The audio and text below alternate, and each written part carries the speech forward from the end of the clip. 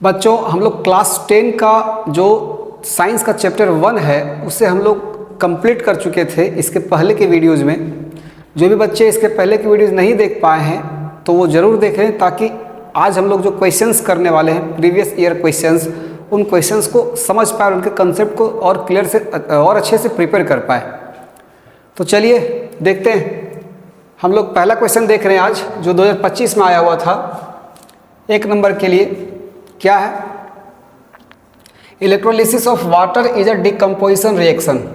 हम लोग को भी पता है कि इलेक्ट्रोलिसिस ऑफ वाटर जो डिकम्पोजिशन रिएक्शन होता है, रिएक्शन उसका लिख लेते हैं हम लोग H2O, इससे जब डिकम्पोज करते हैं, इलेक्ट्रोलिसिस करते हैं इसका, तो उसके कारण बनता है H2+O2 है। और जब इसे बैलेंस करते हैं तो बैलेंस करने के बाद आ जाता है यहाँ पे 2 और यहाँ पे आता है 2। ठीक है, डिकम्पोजिशन रिएक्शन। ध्यान दीजिए अब आगे। The mass ratio of hydrogen and oxygen gases liberated at the electrode during electrolysis of water is. जब ये प्रोसेस होता है, इस प्रोसेस में आपको अगर याद हो, पिछला वीडियो में हमने बताया था कि जो हाइड्रोजन गैस है वो कैथोड पर रिलीज होता है और ऑक्सीजन गैस जो एनोड पर रिलीज होता है। इसे याद रखने के लिए आपको बताया गया था, लॉजिक दिया गया था आपको कि ऑक्सीजन का पहला लेटर O और एनोड का भी पहला लेटर A, ये दोनों वोवेल हैं, तो इससे आप रिलेट करके याद रख सकते हैं कि एनोड पर ऑक्सीजन रिलीज होता है। ठीक है, खैर कहाँ रिलीज होता है पता चल गया आपको। अब यहाँ पर क्वेश्चन है कि मास रेशियो क्या होगा इन दोनों का। तो आपको उस पिछले वीडियो मैंने बताया था कि अगर इसका वॉल्यूम रेशियो आपसे पूछा जाए, इन दोनों का वॉल्यूम रेशियो, तो हाइड्रोजन का वॉल्यूम रेशियो है 2 और इसका है 1, मतलब 2:1, ये वॉल्यूम का रेशियो हुआ। लेकिन अगर ये मास रेशियो आपसे पूछेगा, जो अभी पूछा है क्वेश्चन में, तो अगर मास रेशियो आपसे पूछेगा तो हो जाएगा इसका मास कितना होगा। तो एक हाइड्रोजन का मास हम लोग 1 ग्राम अगर लेके चले तो यहाँ पर 4 हाइड्रोजन तो 4 ग्राम, और यहाँ पर एक का है 16, एक ऑक्सीजन का तो 16 दूना 32 ग्राम आया। तो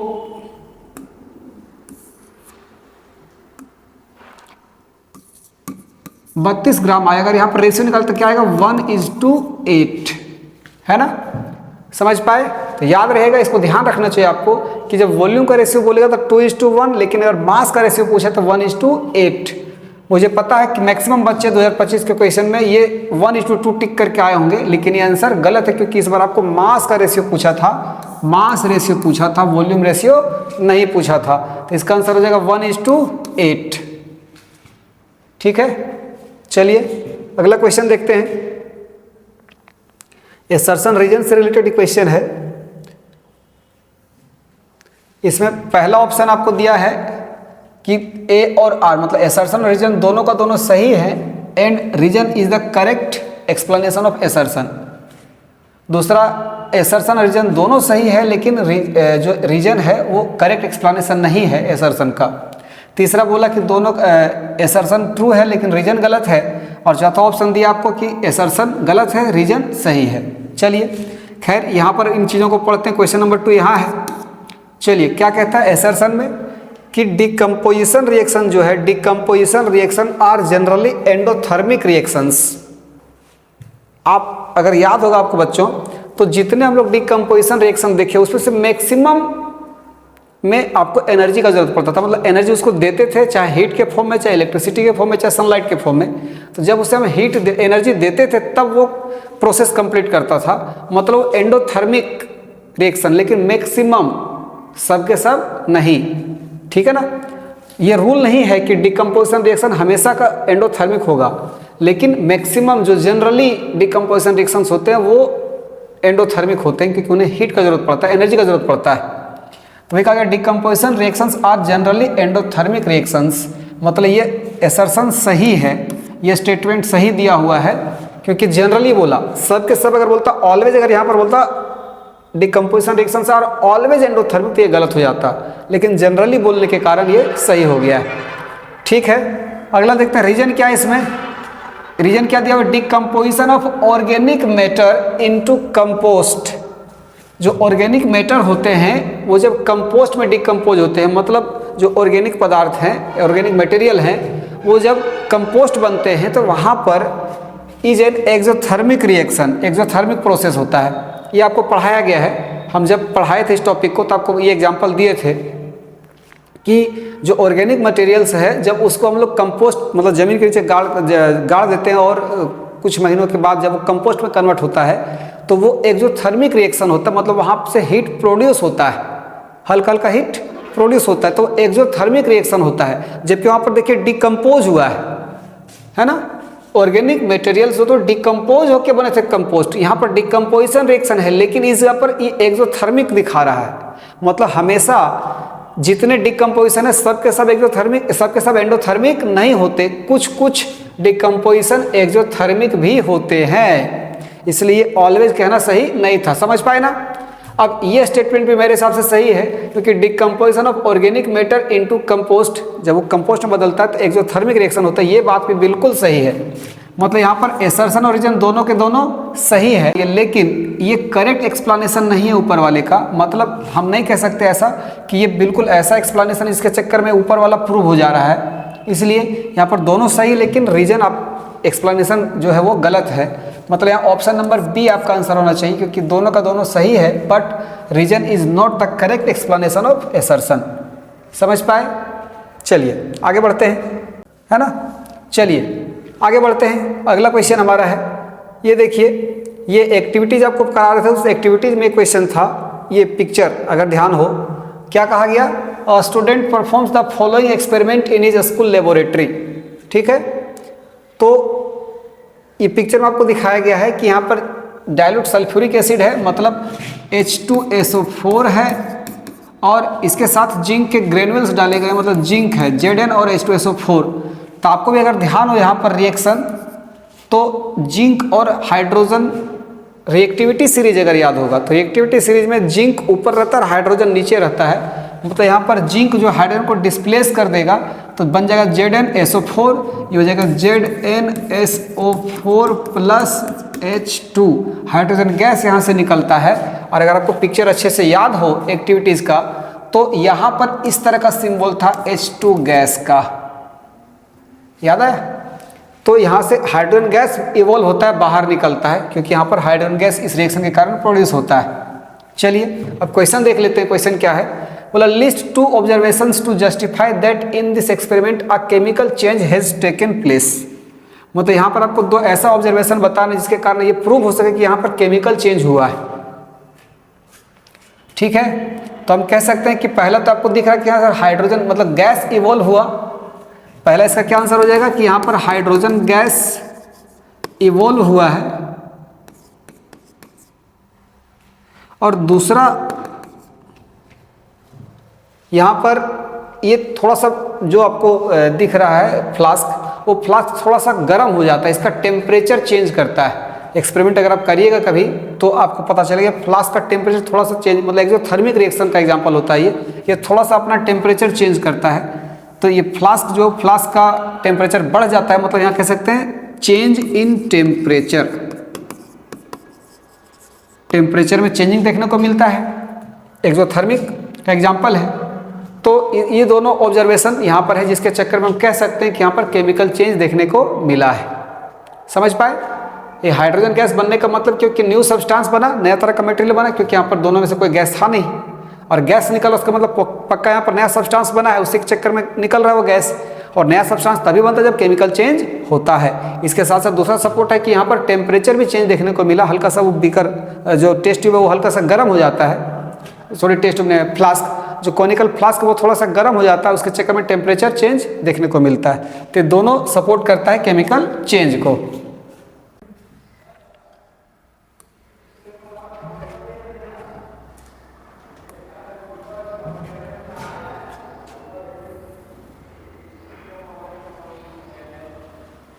चलिए आगे देखते हैं, ये देखिए कुछ क्वेश्चंस जो 2024 में आए हुए हैं, ये क्वेश्चंस देखा जाए। क्या कहा गया, when 2 millilitre of sodium hydroxide solution is added to few pieces of granular zinc in a test tube and then warmed, the reaction that occurs can be written in the form of a balanced chemical equation as. तो जो यहाँ पर reaction है वो reaction balanced chemical मतलब यहाँ पर जो आपको दिया गया उसको बैलेंस्ड केमिकल फॉर्मूला में आपको लिखना है, बैलेंस्ड केमिकल इक्वेशन के रूप में आपको लिखना है। चलिए देखते हैं क्या क्या है। सोडियम हाइड्रोक्साइड बोला, उसका मतलब NaOH बोला, ठीक है। और इसके साथ साथ आपको दिया गया जिंक Zn। ऐसे जब हम लोग हीट करते हैं, गर्म करते हैं, तो यहाँ पर ये सोडियम जिंकेट फॉर्म होता है, और सोडियम जिंकेट का फॉर्म होता है Na2ZnO2 और प्लस हाइड्रोजन गैस रिलीज होगा।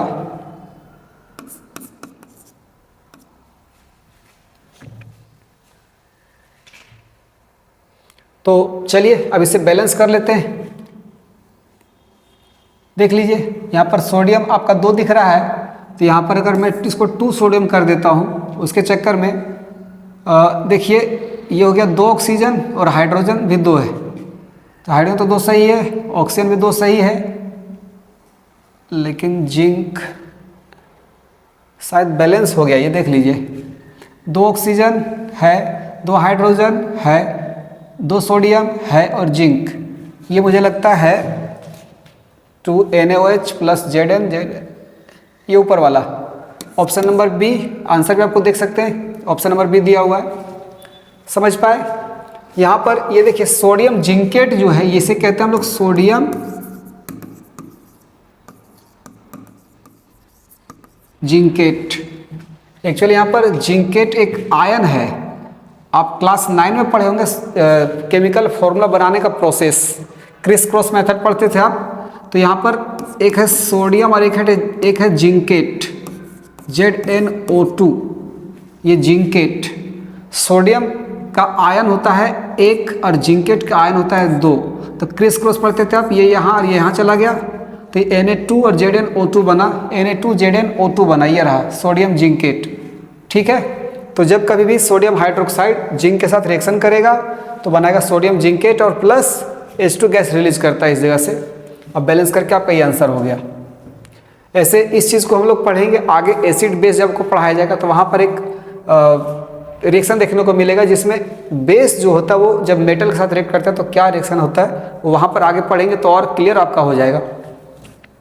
चलिए अगला क्वेश्चन को देखते हैं।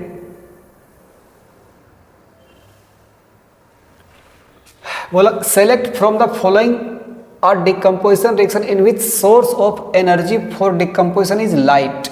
आपको अगर याद हो लाइट मतलब सनलाइट, तो सनलाइट डिकम्पोजिशन के लिए 3 चीज़ जरूरत पड़ता था, 3 चीज़ दे सकते थे, या तो हीट, या तो इलेक्ट्रिसिटी, या तो फिर सनलाइट।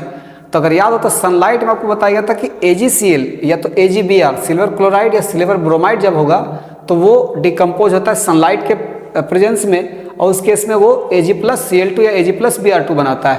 तो यहाँ पर देखते हैं ये सब में से, ये देखिए Ag यही होगा आपका Ag+Br, है ना, यहीं पर सनलाइट की जरूरत पड़ेगा।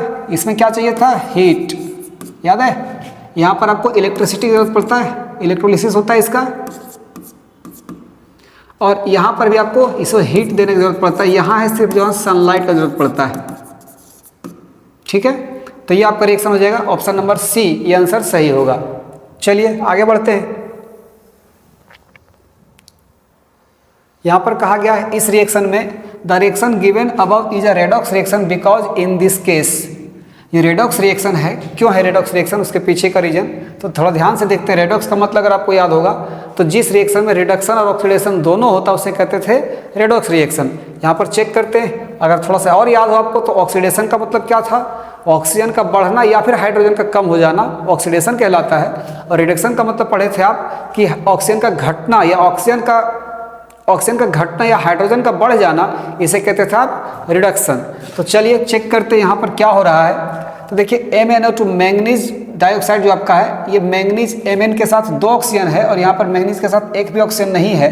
तो इस केस में क्या वो ऑक्सीजन कम हो चुका है, उसका मतलब यहाँ पर क्या ऑक्सीजन का रिमूवल हुआ, मतलब ये रिडक्शन है।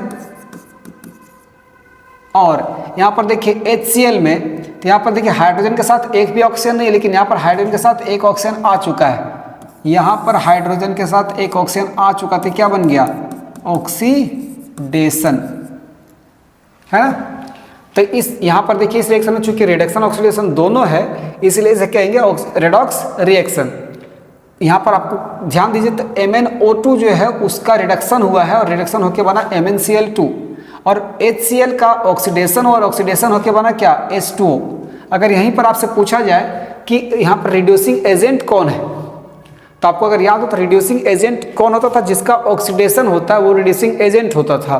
तो यहाँ पर ऑक्सीडेशन किसका हो रहा है, तो ऑक्सीडेशन हो रहा है HCl का, मतलब HCl यहाँ पर रिड्यूसिंग एजेंट का काम करेगा। उसी तरह से यहाँ पर MnO2 इसका रिडक्शन हुआ, मतलब ये ऑक्सीडाइजिंग एजेंट का काम करेगा। भले यहाँ पर क्वेश्चन नहीं पूछा हो, लेकिन आपको कंसेप्ट ध्यान होना चाहिए कि जिसका ऑक्सीडेशन होता है वो रिड्यूसिंग एजेंट होता है और जिसका रिडक्शन होता है वो ऑक्सीडाइजिंग एजेंट होता है। ठीक है, तो चलिए यहाँ पर ऑप्शंस चेक करते हैं। कहा गया MnO2 इज ऑक्सीडाइज्ड, गलत हो जाएगा क्योंकि यहाँ पर ये इसका रिडक्शन हुआ है। दूसरा HCl इज ऑक्सीडाइज्ड, ये तो सही है, लेकिन और स्टेटमेंट आगे पढ़ते हैं। MnO2 इज रिड्यूस्ड, ये भी सही है, लेकिन यहाँ पर देखिए बोला दोनों साथ में बोल दिया। MnO2 is reduced and HCl is oxidised, वही ना हुआ, MnO2 का रिडक्शन हुआ है और HCl का ऑक्सीडेशन हुआ, यही बात यहाँ स्टेटमेंट नंबर डी कहता है, इसलिए यहाँ पर आंसर डी सही होगा। समझे? भले देखिए क्वेश्चन जो पूछा उसका आंसर आपको मिल रहा है, लेकिन इसके साथ साथ इससे रिलेटेड जितना कंसेप्ट है वो सारे कंसेप्ट आपको बताए जा रहे हैं। आगे बढ़ते हैं, अगला क्वेश्चन।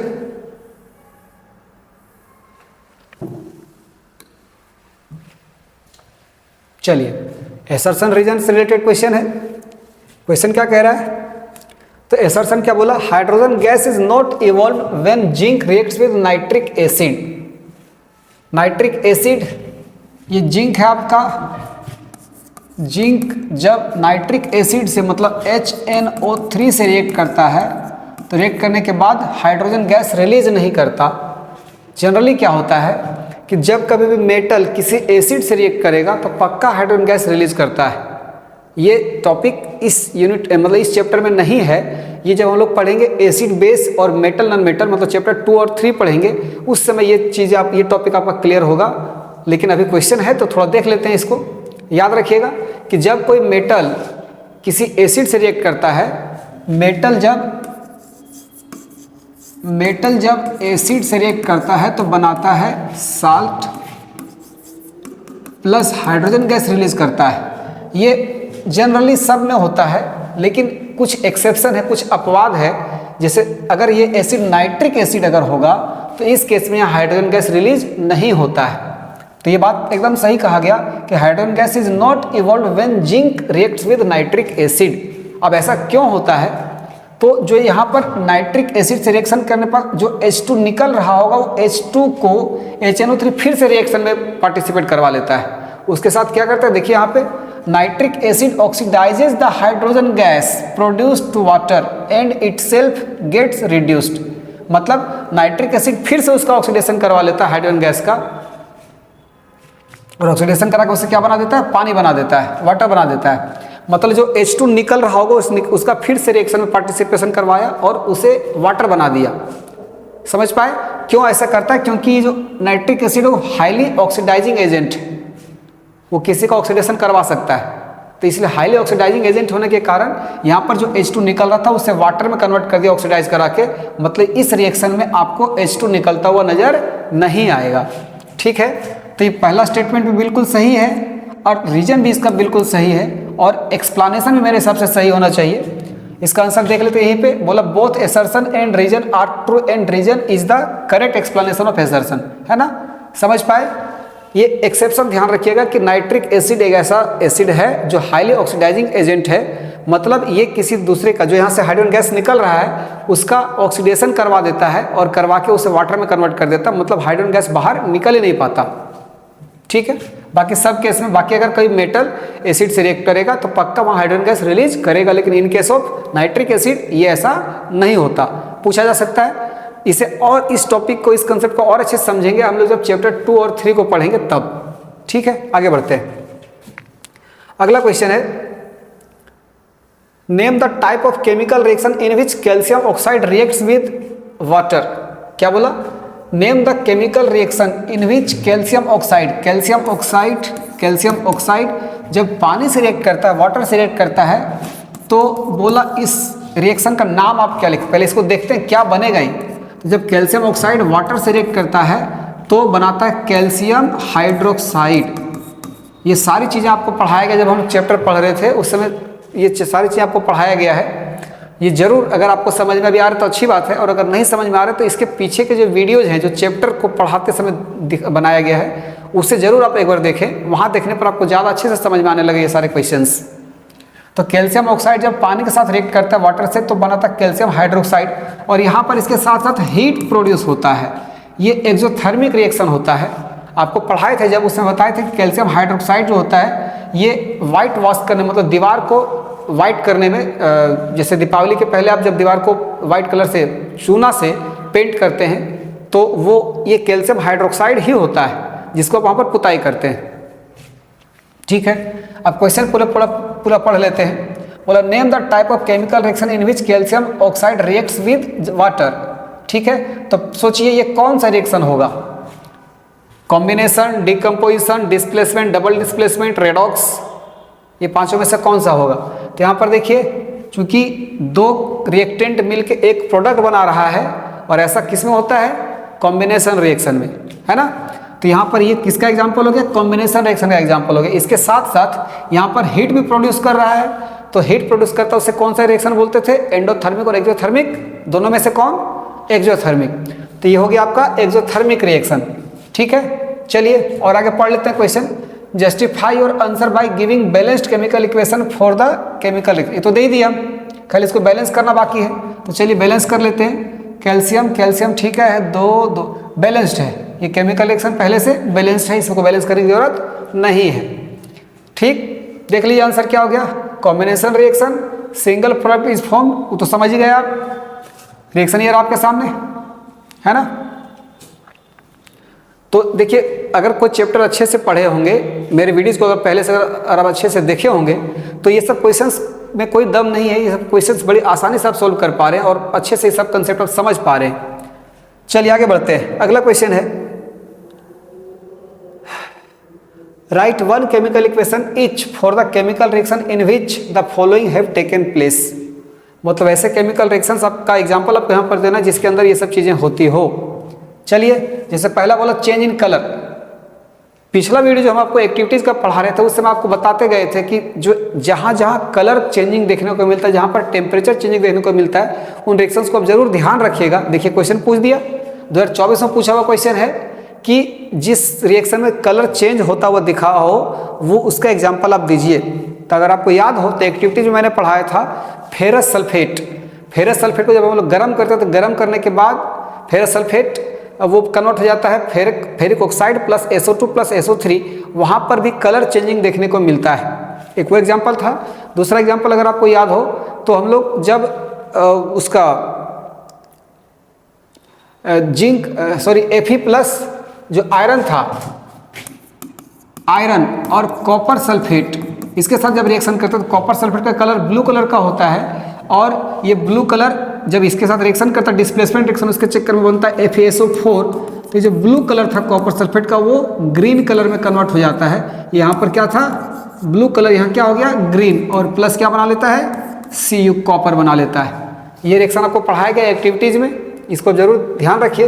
यहाँ पर कलर चेंजिंग का क्वेश्चन पूछा था इसलिए कलर चेंजिंग में आइए हम लोग दे सकते हैं। आगे बोला change in temperature. Temperature change का एग्जाम्पल दीजिए आप। तो जो चेंज इन टेम्परेचर, अभी ये देखिए जो ऊपर का रिएक्शन है कैल्शियम ऑक्साइड प्लस वाटर, ये बना दिया कैल्शियम हाइड्रोक्साइड और प्लस हीट जनरेट किया, हीट प्रोड्यूस किया, यहाँ पर टेम्परेचर चेंज देखने को मिला, है ना। तो ये हमारा एग्जाम्पल किसका हो गया? सेकेंड का आंसर हो गया चेंज इन टेम्परेचर, टेम्परेचर में चेंजिंग। और तीसरा हमारा फॉर्मेशन ऑफ प्रेसिपिटेट। तो अगर आपको याद हो तो सोडियम सल्फेट और बेरियम क्लोराइड का रिएक्शन को डबल डिस्प्लेसमेंट रिएक्शन का एग्जांपल आपको दिखाए हैं। चलिए देख लेते हैं उसका क्या आंसर आपको दिया गया था। तो जब हम लोग barium chloride plus sodium sulphate ये दोनों जब रिएक्शन करता है तो रिएक्शन करने के बाद डबल डिस्प्लेसमेंट होता है और NaCl के साथ चला जाता है और BaSO4 के साथ चला जाता है, तो बना लेता है BaSO4 और प्लस NaCl2।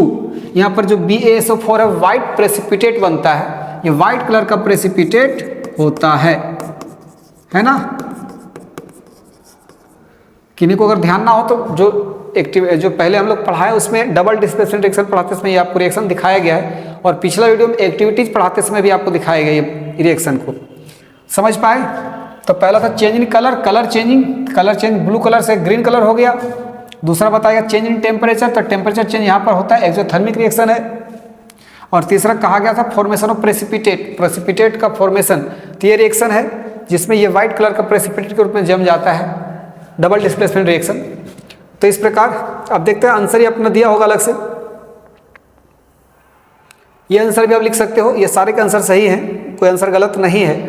बाकी जो मैंने बताया वो भी सही है, ये भी सही है, और अपने मन से आप कोई भी एग्जाम्पल और ले सकते हैं जो आपको पता हो।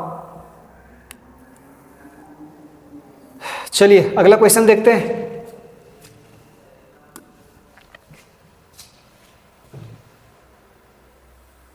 चलिए अब आगे बढ़ते हैं। 2024 का जो क्वेश्चन था वो सारे क्वेश्चन हमने देख लिया। अब उसके पहले के जो क्वेश्चन हैं वो सब, पहला क्वेश्चन बोला sodium reacts with water to form sodium hydroxide and hydrogen gas, the balanced equation which represent the above reaction is. क्या क्या है? Sodium reacts with water, sodium आपका है Na, ये रिएक्ट करता है वाटर के साथ तो बनाता क्या? सोडियम हाइड्रोक्साइड NaOH बनाया, N हाइड्रोजन गैस रिलीज करता है, H2 रिलीज करता है। तो इसे बैलेंस करना है, तो बड़ा इजी है ये। देखिए सोडियम एक है, यहाँ पर भी सोडियम एक है, कोई दिक्कत नहीं। हाइड्रोजन इस जगह पर 2 है, यहाँ पर हाइड्रोजन 2 और 1 3 आ गया है ना। तो हम क्या करते हैं, यहाँ पर तो 2 है, इसे अगर हम लोग 2 कर देते तो ये 2 2 4 हो जाएगा, और 4 हुआ तो यहाँ पर इसको 2 कर देंगे तो हाइड्रोजन भी 4, यहाँ भी 2 और 2 4 हाइड्रोजन, यहाँ भी हाइड्रोजन 4 हो गया, 2 ऑक्सीजन और सोडियम 2 हो गया बैलेंस्ड। देख लीजिए कौन सा होगा।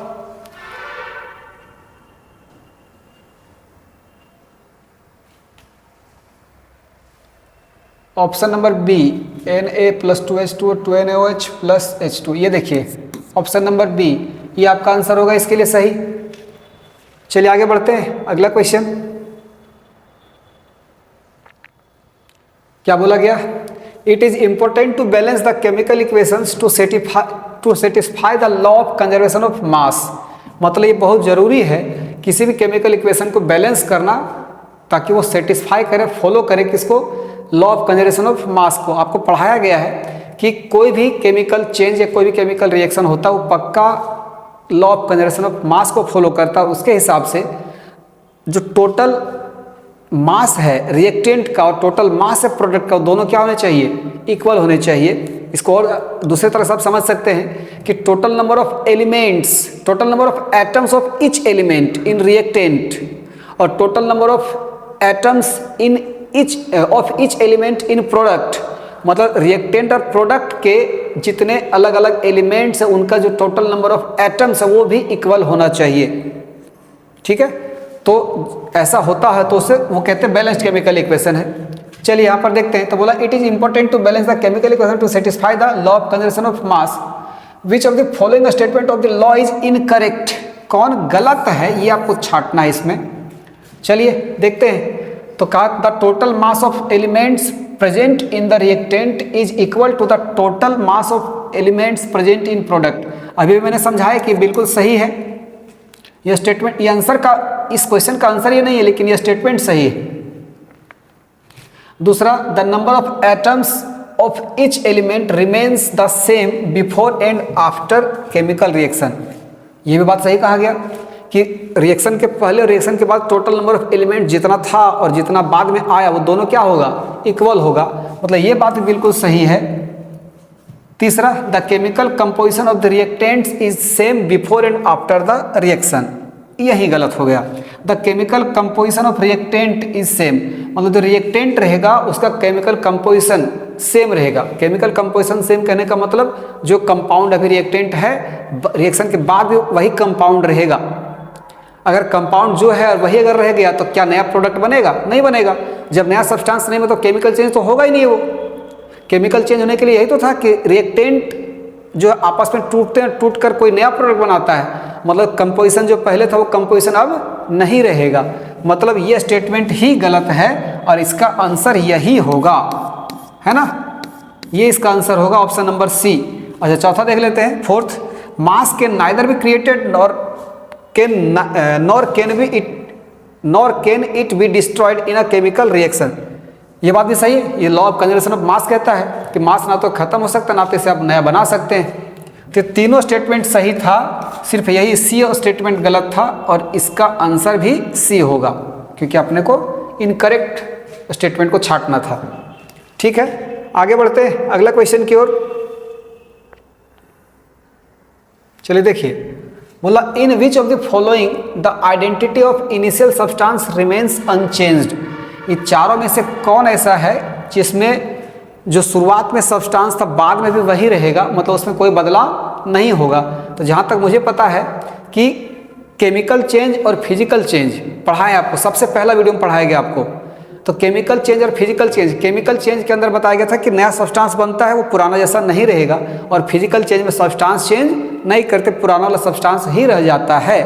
तो मुझे लगता है कि यहाँ पर जो फिजिकल चेंज को रिप्रेजेंट करेगा वही आंसर सही होना चाहिए। चलिए देखते हैं, कर्डिंग ऑफ मिल्क मतलब दूध से दही बनना, तो दूध से दही बनना यहाँ तो पक्का नया सब्सटेंस बनता है, ये केमिकल चेंज के अंदर आता है, मतलब ये इसका आंसर नहीं होगा। दूसरा, formation of crystals by process of crystallisation, crystal का formation by process of crystallisation. तो अगर ध्यान हो तो क्रिस्टलाइजेशन जो है वो केमिकल प्रोसेस नहीं है, फिजिकल प्रोसेस है। मतलब ये क्रिस्टल बनते हैं लेकिन कोई नया सब्सटेंस नहीं बनता, बस उनका स्टेट बदलता है, थोड़ा सा जो लिक्विड फॉर्म में रहता है वो थोड़ा सा जमने टाइप का हो जाता है, हल्का हल्का क्रिस्टल फॉर्म में आ जाता है।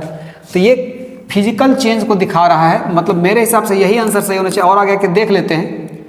अगला, फर्मेंटेशन ऑफ ग्रेप्स, अंगूर का पकना।